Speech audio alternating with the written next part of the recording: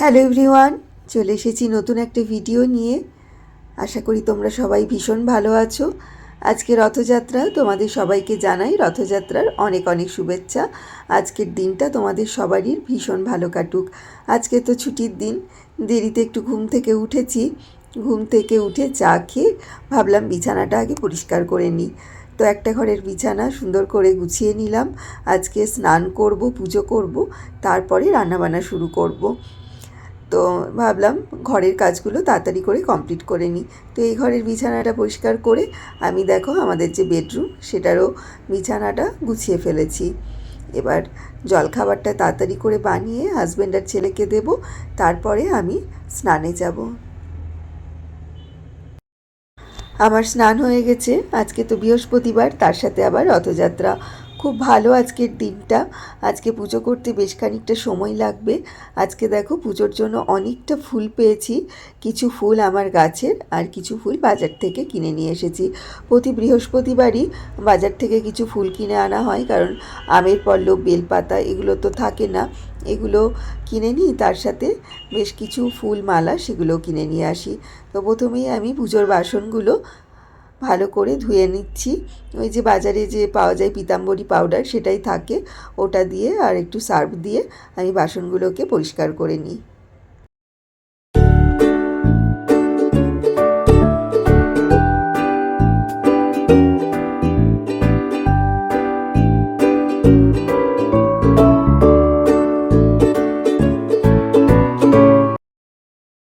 দেখো বন্ধুরা, এই হচ্ছে আমার বাড়ির মহাপ্রভু। 2016 সালে যখন পুরী বেড়াতে গেছিলাম তখন ওখান থেকে নিয়ে এসেছিলাম। সেই থেকে মহাপ্রভু রয়েছে আমাদের সাথে। আর এই যে এটা আমার ঠাকুর ঘর, তোমাদের বহু ভিডিওতে বহুবার দেখিয়েছি। তো আজকে খুব ভালোভাবে পুজো হলো, মনটা ভীষণ ভালো লাগছে। তোমাদের সবাইকে আরেকবার জানাই শুভ রথযাত্রা। আজকে নিরামিষ রান্নাবান্না করব। সকালেই বাজারগুলো নিয়ে এসেছে, কিন্তু আমার গুছিয়ে তোলা হয়নি। পনিরটা এখন করব না, রাতে করব। আনারস এনেছে, ভেবেছিলাম আনারসের একটু চাটনি করব, কিন্তু দেখছি একটা আমও এনেছে, তাই ভাবছি আনারসের করব না, আমের চাটনি করব। আর আনারসটা ছেলে খেতে খুব ভালোবাসে, ওকে কেটে দেব, তাহলে খুব খুশি হবে। আজকে বানাবো খিচুড়ি, তার জন্য যা যা সবজি লাগবে এখানেই কেটে নিয়েছি। আজ অনেকটা বেলা হয়ে গেল রান্না বসাতে, যেহেতু পুজোর দিকে অনেকটা সময় লাগলো, সেই কারণে এদিকে একটু দেরি হয়ে গেল। ছুটির দিন দেখবে ঘুম থেকে উঠতে একটু লেট হয়ে গেলে সব কাজই দেরি হয়ে যায়। প্রত্যেক দিনই তো সেই 5টায় উঠি, তাই একটা দিন ছুটি পেলে না আর সকালে উঠতে ইচ্ছে করে না। ওদিকে আমি মুগের ডালটা একদিকে ভাজতে বসিয়েছি, আর এদিকে ফুলকপি আর গাজরটা একটু ভাপিয়ে নিচ্ছি। আজকে বানাবো গোবিন্দভোগ চালের খিচুড়ি। গোবিন্দভোগ চালের খিচুড়ি যেদিনকেই করি আমি একটু টেনশানেই থাকি, কারণ এই চালটা যেহেতু একটুতেই গলে যায়, তাই খুব সাবধানে মনোযোগ দিয়ে আমাকে রান্না করতে হয়। কারণ এর আগে 2-1বার হয়েছে যে আমি গলিয়ে ফেলেছি। আর ছেলের 2 দিন পর পরীক্ষা শুরু হবে, তাই এখানেও এখন পড়তে বসেছে। আর আজকের মেনু শুনে ওর খুব মন খারাপ, খিচুড়ি খেতে একদমই ভালোবাসে না। তার মধ্যে আবার নিরামিষ, ধরো ডিম ভাজা কিছুই থাকবে না, সেই কারণে ওর আবার মন খারাপ।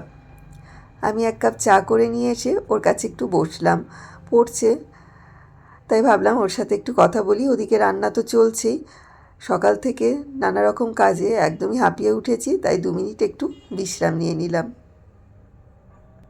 বিয়ের আগে আমিও কিন্তু ছেলের মতো খিচুড়ি খেতে একদমই পছন্দ করতাম না।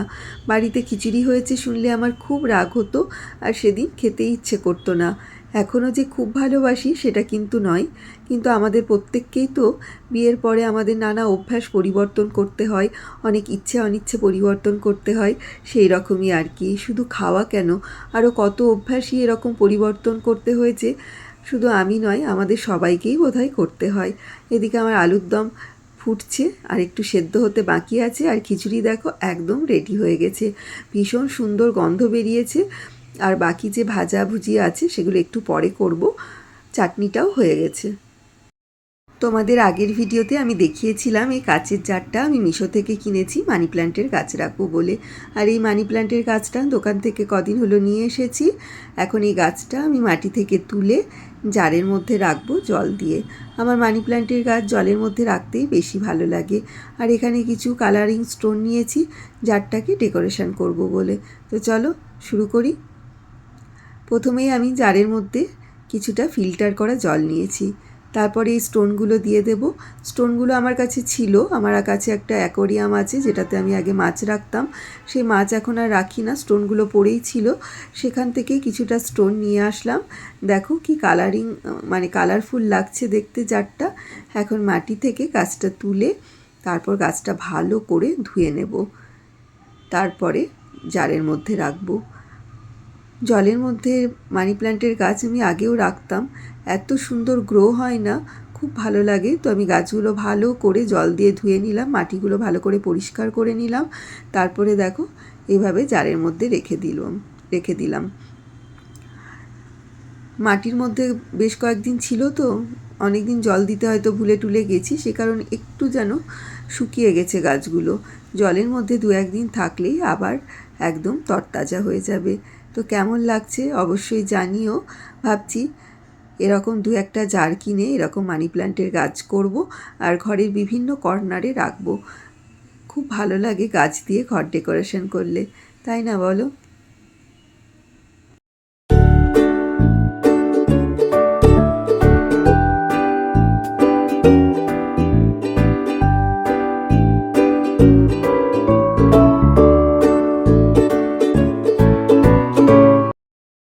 কালকে দোকান থেকে এই দুটো ইনডোর প্ল্যান্ট নিয়ে এসেছি, এগুলো আজকে আর টবে বসাবো না, কালকে করব, কারণ কিছুটা মাটি লাগবে, নিচ থেকে বেশ কিছুটা মাটি নিয়ে আসতে হবে, আর আমার কাছে সার মাটি রয়েছে, সেই দুটোকে মিক্স করে তারপরে এই গাছগুলো লাগাবো। আর 2-3 দিন আগে আমার ছেলের এক বন্ধুর বার্থডে ছিল, সেখান থেকে রিটার্ন গিফটটা পেয়েছিলাম, নয়নতারা গাছ, সেটাকে গতকালকে এরকম টবের মধ্যে লাগিয়েছি।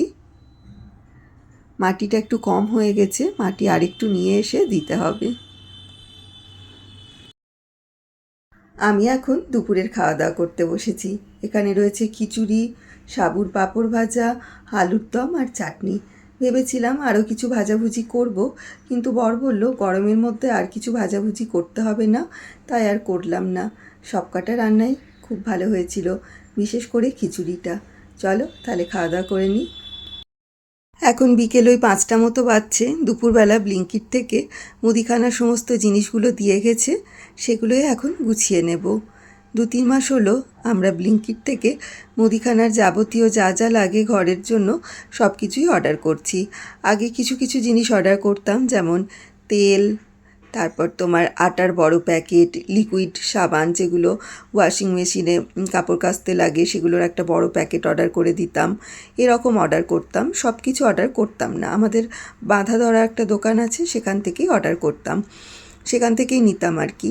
কিন্তু এই 2-3 মাস হলো আমরা ব্লিঙ্কিট থেকে গ্রসারির সমস্ত জিনিসগুলোই নিচ্ছি, আর সত্যি জিনিসগুলো ভীষণ ভালো আর ভীষণ ফ্রেশ। এই শুকনো লঙ্কার প্যাকেটটা যেমন অর্ডার করেছিলাম, লঙ্কাগুলো এত ভালো, এত বড় বড়, আর একদম ফ্রেশ জিনিসগুলো থাকে। এখানে মেথির একটা প্যাকেট আছে, সারা মাসের যাবতীয় যা যা প্রয়োজন হয় একটা সংসারে সব কিছুই আমি একটা লিস্ট করে নিয়েছিলাম, তারপর সেগুলো দেখে দেখে অর্ডার করেছিলাম। এই মুগের ডালটাও খুব ভালো হয় খেতে। আর এই একটা পিৎজার প্যাকেট দেখাচ্ছি তোমাদেরকে, এই পিৎজাটাও না ভীষণ ভালো খেতে হয়, আমার ছেলে খুব ভালোবাসে। আগে দোকানে যেমন লুজ পিৎজা কিনতাম, তারপর সেটা ওকে বানিয়ে দিতাম, সেটার থেকে এই পিৎজার টেস্টটা ভীষণ ভালো। এখানে ওই সারা মাসের ধরো বিস্কুট, চানাচুর, লবণ, তেল, হলুদ, নুন, তারপরে তোমার তেজপাতা, শুকনো লঙ্কা, গরম মশলা, যাবতীয় সব কিছুই রয়েছে। এখন কাজ হচ্ছে এগুলোকে কৌটোতে ভরে আবার ভালোভাবে গুছিয়ে রাখা। তো আমি রান্নাঘর থেকে কৌটোগুলো নিয়ে এসেছি, এখন জায়গা মতো সেগুলোকে রাখবো, মানে ভরে জায়গা মতো সেগুলোকে গুছিয়ে রাখবো।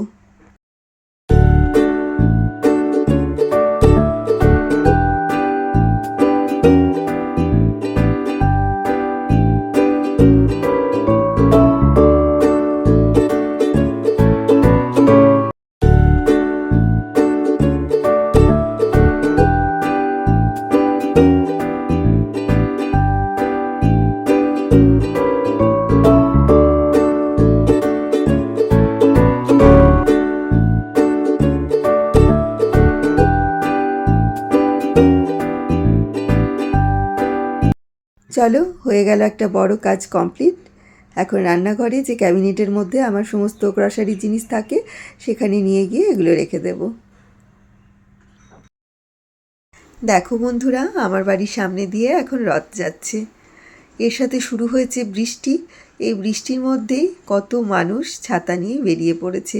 কি সুন্দর তারা আনন্দ করতে করতে নাচতে নাচতে যাচ্ছে মহাপ্রভুর সাথে মাসির বাড়ি।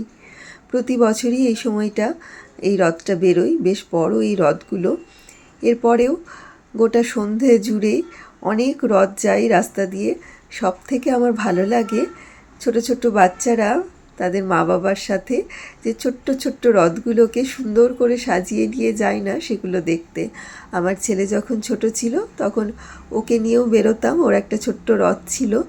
এখন তো বড় হয়ে গেছে, কিছুতেই যেতে চাই না। তবু আমি কালকে বলেছিলাম যে চল তোকে একটা রথ কিনে দিই, যে তুই আর আমি বেরোবো। সে তো কিছুতেই রাজি নয়, বলে এখন আমি বড় হয়ে গেছি, এখন আমার রথ নিয়ে রাস্তায় বেরোনোর বয়স নেই। কি করব, আমি আর জোর করিনি ওকে। এই দেখো 3টে রথ পরপর যাবে এখন। তোমাদেরকে জানাই শুভ রথযাত্রা। ভিডিওটাও এখানে শেষ করছি বন্ধুরা। তোমরা সবাই খুব ভালো করে আজকের দিনটা কাটাও, খুব আনন্দ করো। আমার ভিডিওটা যদি তোমাদের ভালো লেগে থাকে তাহলে অবশ্যই আমার পাশে থেকো, আমার চ্যানেলটাকে সাবস্ক্রাইব করো। আবার চলে আসবো নতুন একটা ভিডিও নিয়ে। তোমরা সবাই খুব ভালো থেকো, সুস্থ থেকো। টাটা।